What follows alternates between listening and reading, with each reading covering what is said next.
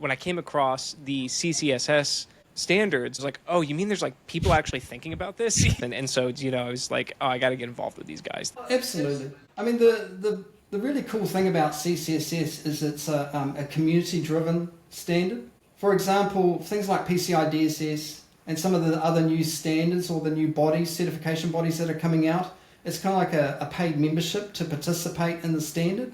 And that really restricts the skill and the opportunity and the passion that comes from people saying, hey, this really needs to be fixed. With CCSS, that's not the case. When we were looking, in July, we started looking at CCSS. It was version 8.1.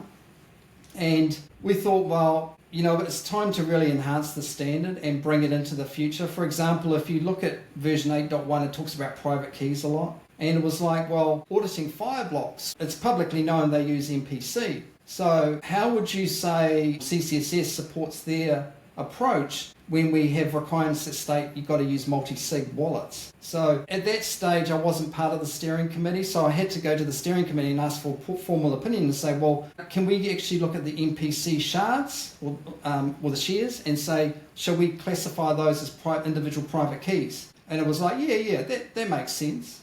So we were thinking, well, and then I became a member of the steering committee, and we were thinking, well, we need to start future-proofing the standard. For example, you'll notice in version 9, there's talk of key material. So we don't talk about C phrases at war, we try and avoid it. We talk about key material because the importance of a standard is that it needs to be future-proof. So you have the allowance for new technologies to come into play